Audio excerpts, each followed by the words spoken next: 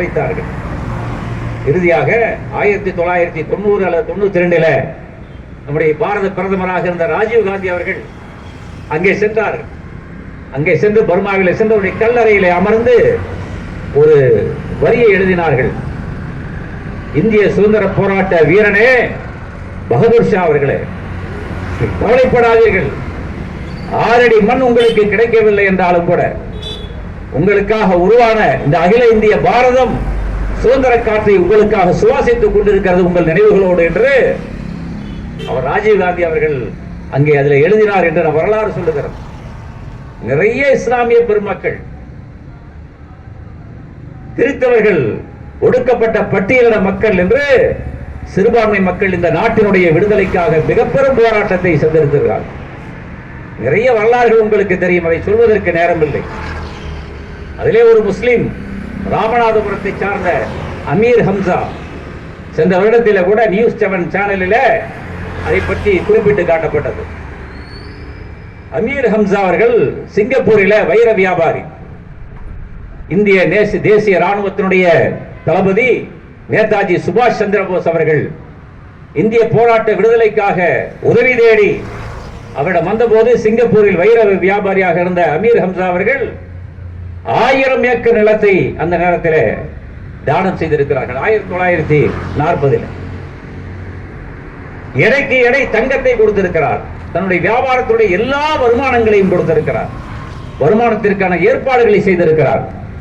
அப்படி தியாகம் செய்தவர்கள், தன்னுடைய உயிர், பொருள், உடைமை அனைத்தையும் தியாகம் செய்தவர்கள் இந்த இஸ்லாமியர்கள். அதற்கு பிறகு 1921 அவர் ராமநாதபுரம் வருகிறார்.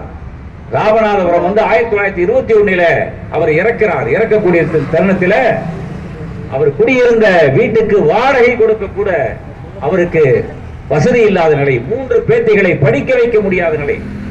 இப்படி எல்லாம் தியாகம் செய்தவர்கள் இஸ்லாமியர்கள், சிறுபான்மை மக்கள். சாதாரண தியாகம் அல்ல அன்பானவர்களே, மிக பெரும் தியாகத்தையும் மிக பெரும் உயிர், உடைமை, சொத்துக்கள் அனைத்தையும் தியாகம் செய்து இந்த நாடு வெற்றி பெற வேண்டும், இந்த நாட்டில் வாழக்கூடிய சிறுபான்மை மக்கள் உட்பட அனைத்து மக்களும் நிம்மதியாக சுதந்திர காற்றை சுவாசித்து வாழ வேண்டும், அனைவரும் சமூக நல்லிணக்கத்தோடு வாழ வேண்டும் என்பதற்காகத்தான் இதற்காக மிக பெரும் தியாகங்களை செய்தார்கள் என்பதை நாம் பார்க்கிறோம். கிறிஸ்தவர்களும் அப்படித்தான். இங்கே பல கிறிஸ்தவர்கள் இங்கே வசிக்கிறார்கள். பல ஒடுக்கப்பட்ட பட்டியலின மக்கள், சிறுபான்மை மக்கள் மசீதை சுற்றி வசிக்கிறார்கள். கிறிஸ்தவர்களும் 1926 ஆண்டு, 1256 ஆண்டு அந்த நாளிலேயே போர்த்துகீசியர்களை எதிர்த்து அவர்கள் நாட்டை விட்டு வெளியேற வேண்டும், இந்தியா சுதந்திரம் பெற வேண்டும் என்பதற்காக பாடுபட்ட ஒரே காரணத்திற்காக அவர்கள் கிறிஸ்தவர்கள் எங்கெல்லாம் அடர்த்தியாக வாழுகிறார்களோ அங்கெல்லாம் சென்று இந்த நாட்டுக்காக நீங்கள் என்ன செய்தீர்கள் என்று கேட்கிறார்கள் அல்லவா? அங்கே சென்று அவர்களை 47 கத்தோலிக்க துறவிகளை அவர்கள் கொலை செய்தார்கள். அதுல 17 கத்தோலிக்க பாதிரியார்கள், 30 கத்தோலிக்க துறவிகள், கத்தோலிக்க பொதுமக்கள் 47 பேர் மிக பெரும் தியாகம் செய்துதான் இந்த நாட்டினுடைய சுதந்திரத்தினுடைய பங்களிப்பில் அவர்கள் பங்கு பெற்றார்கள் என்பதை நாம் பார்க்கிறோம். அது மட்டுமல்ல, கிறிஸ்தவர்களோடு சேர்ந்து வேலுமணி நாச்சியார், அந்த வேலுமணி நாச்சியாருடைய படையில இருந்தவர் அஞ்சலை ஹரிஜன பெண் மகாத்மா காந்தி அவருடைய அந்த சத்தியாகிரகத்தின் போது, அந்த உப்பு போராட்டத்தின் போது சிறை சென்றவர், நிறைமாத கர்ப்பிணியாக சிறை சென்றார். 9 வயது குழந்தையை அழைத்து சென்றார். அழைத்து சென்றவர் பிரசவத்திற்காக பரோலிலே 15 நாட்கள் வெளிவந்து 15 நாட்களுக்கு பிறகு அவர் திரும்பவும் குழந்தை பிரசவித்த பிறகு சிறைச்சாலை சென்று இருந்தவர். அவர் அந்தமான் சிறைச்சாலையில சாதாரண தியாகமாவது 5வது படித்த பெண்மணி அவர். அதே போல குயிலி என்ற ஒரு ஹரிஜன பெண், ஒடுக்கப்பட்ட பெண் அவர். அந்த குயிலி அவர்கள் இன்றைக்கு அனைத்து மகளிர் காவல் நிலையம் என்றெல்லாம் இருக்கிறது, ராணுவத்திலே பெண்கள் இருக்கிறார்கள் என்று நாம் பேசிக் கொள்கிறோம். அன்றைய காலத்திலேயே அனைத்து மகளிர் படை தளபதியாக வேலுமணி முத்துமணி நாச்சியாருடைய படை தளபதியாக இருந்து உடலெல்லாம் எண்ணெய் பூசிக்கொண்டு அந்த இந்திய சுதந்திர போராட்டத்தை ஒடுக்கக்கூடிய பிரிட்டிஷாருடைய அந்த ஆயுதங்கள் நிரம்பிய கிட்டங்கையில கோடவுனில உள்ளே குதித்து அதை எரிக்க வைத்து அவர்களுடைய அனைத்து ஆயுதங்களையும் அழித்தார்கள் என்று நாம் பார்க்கிறோம். அதே போல ஹசரத் முஹானி ரஹிமஹுல்லா மிகப்பெரிய ஆலிம். அவங்க ஹசரத் முஹானி ரஹிமஹுல்லா அவர்கள் தன்னுடைய பத்திரிகைகளை இழந்தார்கள். பத்திரிகையில உருது பத்திரிகை கொண்டு நடத்தி வந்தார்கள். மிகப்பெரிய ஆலிம் பெருமகனார். இந்த உருது பத்திரிகையில இந்திய சுதந்திரத்திற்காக அதனுடைய வேட்கைக்காக ஒருவர் கவிதை எழுதினார். இந்த கவிதையை பிரசுரித்தமைக்காக வேண்டிய அவரை சிறையிலே தள்ளினார்கள்.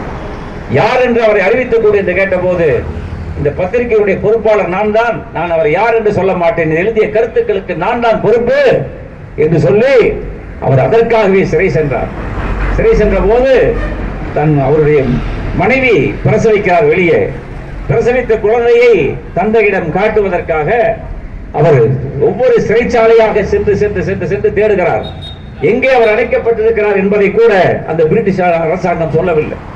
அதற்கு பிறகு கண்டுபிடித்து அந்த குழந்தையை அவரிடம் காட்டிய போது குழந்தையை எடுத்து முத்தமிட்டு அவர் கொடுத்த நேரத்தில் குழந்தையை முத்தமிட்டார் என்ற ஒரே காரணத்திற்காக திரும்பவும் 2 வருட சிறை தண்டனையை ஹஜரத் முஹானி ரஹிமஹுல்லா அவர்களுக்கு, ஆலிம் பெருமகனாருக்கு இந்த பிரிட்டிஷ் அரசாங்கம் தந்தது.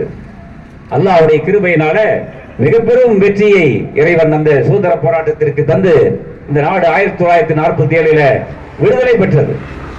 இந்த விடுதலையின் காரணமாக எல்லோரும் சிறப்பாக வாழ வேண்டும் என்ற எண்ணத்தின் அடிப்படையில் தான் எல்லோரும் நிம்மதியாக வாழணும். இளைஞர்கள் எதிர்காலத்தை பாதுகாப்பு உணர்வோடு பார்க்கணும். சிறுபான்மை இன மக்கள் அச்ச உணர்வை போக்க வேண்டும். எல்லா மக்களும் நிம்மதியாக வாழ வேண்டும் என்ற அடிப்படையில் தான் இந்த சுதந்திர தின விழாக்கள் கொடுக்கும் என்ற நம்பிக்கையில் தான் இந்த விழாக்கள் நடைபெறுகிறது. இந்த சுதந்திர தினம் அந்த உணர்வை நமக்கு ஏற்படுத்த ஒரு வாய்ப்பாக இருக்கும் என்று கருதி இந்த சுதந்திர தின விழாவை சிறப்பாக கொண்டாடிய இந்த ஜமாத்தார்களுக்கும் இந்த மஸ்ஜிதுடைய நிர்வாகிகளுக்கும் ஜமாத் உலமா சபைக்கும் வாய்ப்பளித்தவர்களுக்கு நன்றி கூறி நிறைவு செய்கிறேன். அஸ்ஸலாமு அலைக்கும் வரஹ்மத்துல்லாஹி.